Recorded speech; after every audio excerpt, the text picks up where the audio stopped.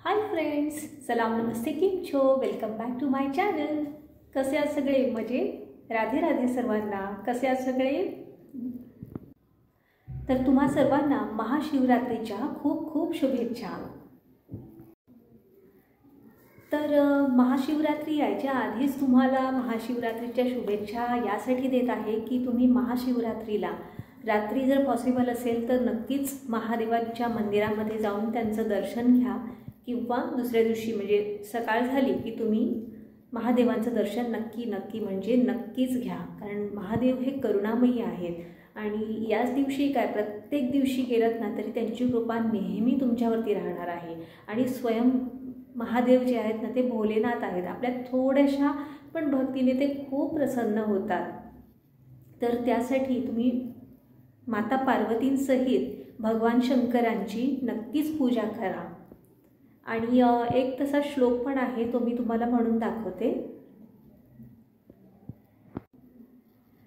कर्पूर गौरम करुणावतारम संसार सारम भुजगेंद्रहारम सदा वसंतम हृदयारविंदे भवम भवानी सहितम नमामि. अर्थात ज्यांचा रंग कर्पूर गौरम म्हणजेच काय तर कापराप्रमाणे श्वेत आणि जे पवित्र आहेत, कर्पूर गौरम म्हणजे त्यांचा वर्ण कापराप्रमाणे शुद्ध आणि सफेद आहे. आपण बऱ्याचदा म्हणतो किंवा बघितलं पण असेल, शंकरांना म्हणजे महादेवांना पूर्ण निळा रंगामध्ये दाखवलं जातं, त्यांची मूर्ती दाखवली जाते, पण ते खरं तर चुकीचं आहे.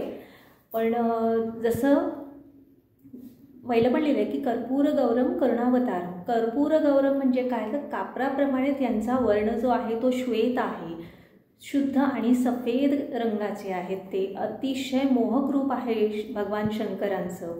आणि शिवाय कसं आहे ना, त्याचा निळा कंठ आहे. नीळकंठ का म्हटलं, त्यांनी हे अमृत मंथनाच्या म्हणजे समुद्र मंथनाच्या वेळेस जेव्हा ते विष निघालेलं ना, त्यांनी विष प्राशन केलं होतं, तर त्यामुळे त्यांचा फक्त कंठ निळा आहे म्हणून त्यांना नीळकंठ असंही म्हटलं जातं. पण खरं तर त्यांचा वर्ण एकदम कापराप्रमाणे शुद्ध आणि सफेद आहे.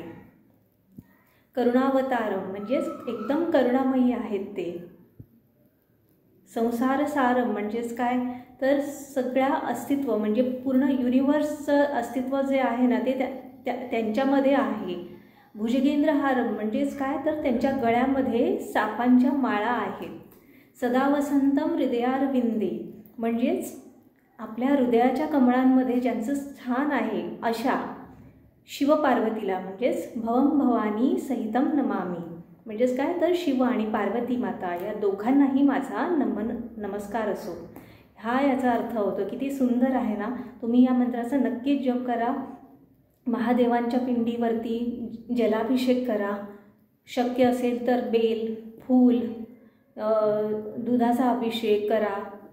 आय नो की खूप गर्दी असते महाशिवरात्रीला प्रत्येक महादेवांच्या मंदिरामध्ये, पण घरी पण जर तुमच्या घरात जर असेल महादेवांची पिंड तर त्याच्यावरती पण तुम्ही अभिषेक करू शकता. मानसपूजा करा. जरी तुम्हाला देवळामध्ये नाही जाता आलं किंवा खूप गर्दी असेल, तुम्हाला जास्त वेळ उभं राहणं शक्य नसेल तर मानसपूजा करा. मनातल्या मनात भगवान शंकरांची पूजा करा.